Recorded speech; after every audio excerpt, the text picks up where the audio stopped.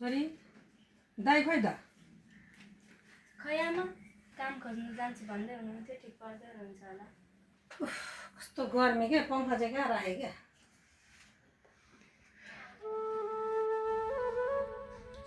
आमा छोरीको के कुरा हुँदैछ के होला र धेरै कुरा गरिरहेको हैन त आज पनि काम खोज्नु जान लाग्यो क्या आमा काम खोज्न गएको भने 4-5 दिन भइसक्यो आजसम्म पाएको छैन अब यसो आज खोज्न जाँदाखेरि कतै पाइहाल्छु कि भनेर नि आमा हजुरले मात्रै कति दुःख गर्नुहुन्छ अब त हजुरलाई हामीले सहारा दिने मेरो सहारा त तिमीहरू दुईजना छँदैछ नि पैसा नभए के भयो त परिवार साथमा छ सबैभन्दा ठुलो खुसीको कुरा यही त हो नि आमा सधैँ तपाईँले हाम्रो खुसीको बारेमा मात्र सोच्नुहुन्छ तपाईँले कहिले आफ्नो खुसीको बारेमा सोच्नु भएको छ तिमीहरूको खुसी नै मेरो खुसी हो तिमीहरू दाजुबहिनी मिलेको देख्दा मलाई एकदमै खुसी लाग्छ सधैँभरि तिमीहरू दाजुबहिनी यस्तै जले मिलेर बस्नु है हुन्छ आमा आमा मेरो एउटा सपना छ कस्तो सपना छोरी धेरै पढेर ठुलो मान्छे बन्ने सपना छ आमा त्यसपछि ठुलो महल त बनाउन नसकुला तर सानो झुपडीमा भए पनि तपाईँहरूलाई खुसी राख्न चाहन्छु आमा मेरो पनि एउटा सपना छ हजुरको काँधमा भएको जिम्मेवारीको बोझ मेरो काँधमा सार्न मन छ त्यसपछि हजुरलाई सुखसँगले राख्न मन छ आमा भगवान्ले मलाई धन दिएन होला तिमीहरू जस्तो बुझ्ने छोरछोरी दिएको छ त्यसैले सबैभन्दा संसारको भाग्यमानी आमा ठान्छु आमा हामीहरूलाई पनि तपाईँ जस्तो आमा पाउनु भाग्यको कुरा हो ल औ गफ गरेर यसरी नबुझौँ अब काम खोज्न जानु छ फेरि मलाई ढिलो ल म चाहिँ काम खोज्न गएँ आमा ल ल आमा म पनि बारीतिर यसो घाँस काट्न गएको है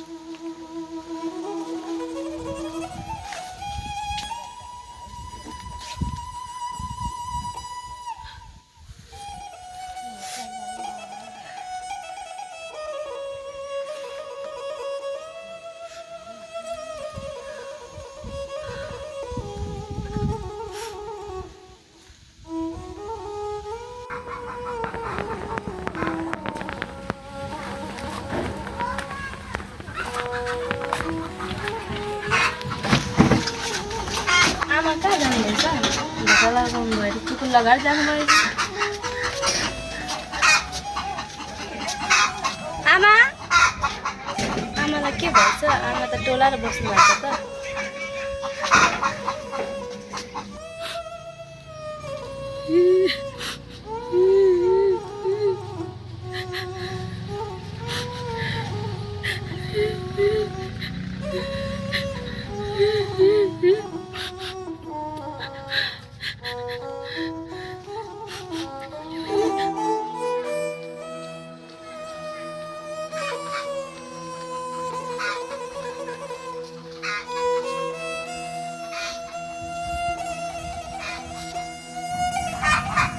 आमा किन यहाँ आएर रुनु भएको के भयो तपाईँलाई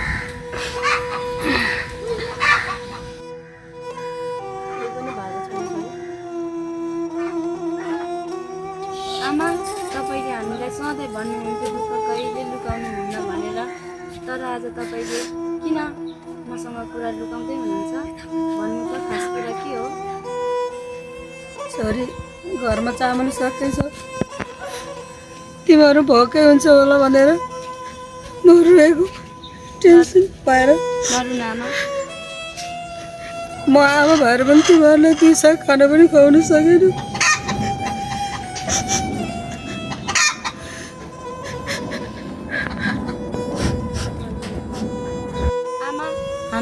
पुर्नु अपराध होइन। आज चामल सक्यो त के भयो, भोलि कतैबाट ल्याउला नि। आज हामी भोकै बस्न सक्छौँ, तर यसरी तपाईँको आँखामा आँसु देख्न सक्दैनौँ। रुने मन त मलाई पनि कहाँ छ र छोरी, हरेक परिस्थितिले गर्दा रुनु परिहाल्छ। अब तेरो त काम खोजेर आउने बेला भयो, के पकाएर दिने, घरमा चामल छैन। अब त्यो काँक्राहरू खोजेर लगेर जानुपर्छ, आज त्यसैले छाक टार्नुपर्छ। हुन्छ जाउँ उठ्नु। मैले अघि तपाईँ उता त खोज्नु, म यता खोज्छु है आमा। दुई तिमीहरू देखाइदिए कता हो।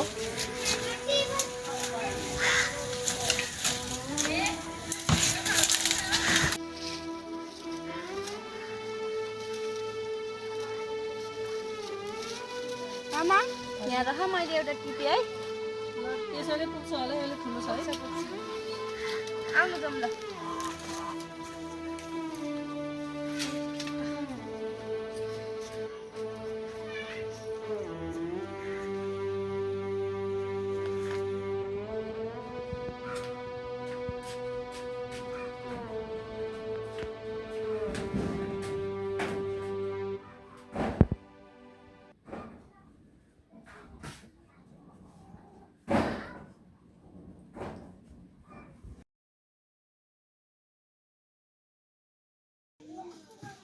आमा यो काँक्रा अहिले खाने हो कि दाइ आइसी खाने हो? दायाएर खाउँला नि। हुन्छ त्यसो भए अहिले उता जाने त।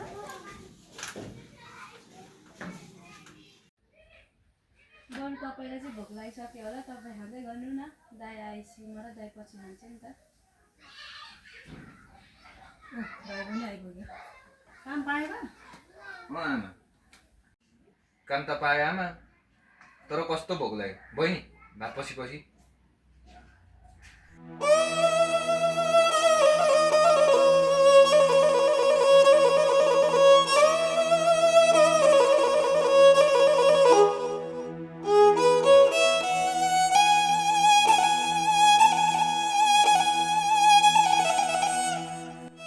बाबु चामल सकिएको छ, त्यसैले भात पकाएको छैन। बारीमा गएर काँक्रा लिएर आएको छु, त्यसैले छकटारमा नि आएको। हुन्छ आमा, अब मैले जागिर पाइसकेँ। अब भोलिदेखि हामीले यस्तो दिन कहिले पनि देख्नु पर्दैन आमा। थाहा छ आमा, जसले मलाई जागिरमा लाउनु भयो नि, त्यो साउले मलाई एडभान्स पैसा पनि दिनुभएको छ। भोलि नै गएर चामल किनेर आउनुपर्छ। आमा बहिनी, अब तिमीहरू चिन्ता नगर, यो घरको खर्च सबै म उठाउँछु। अनि आमा तपाईँले अबदेखि सदाको जस्तो दुःख गर्नु पर्दैन, सबै म गर्छु। बहिनीको पढाइ खर्च, घरमा खर्च सबै म हेर्छु आमा। अब यस्तो दिन कहिले आउने छैन आमा। दाइ तैँले काम खोजेको पनि थुप्रै दिन भइसकेको थियो, आज काम पाएछ त। अब तेरो नि बिहे गर्नुपर्छ है। मेरो बिहे गर्ने कुरा नगर, बरु तँलाई एउटा ज्वाइँ खोजेर तँलाई चाहिँ यो घरबाट पठाउने हो कि कसो आमा? तैँले भनिसक्यो कि म बिहे गरेर जान्छु नि। लु भयो, त्यो दाजु बहिनी जहिले झगडा गर्छ यसरी। झगडा गरेको होइन कि आमा, हामी दाजुबहिनी त जिस्किएको हो त। छोरा छोरी भोलिको दिन मरहँला या नरहँला, तिमीहरू दाजुबहिनीको सम्बन्ध यत्तिकै रहिरहोस् है, कसैको आँखा नलागोस्।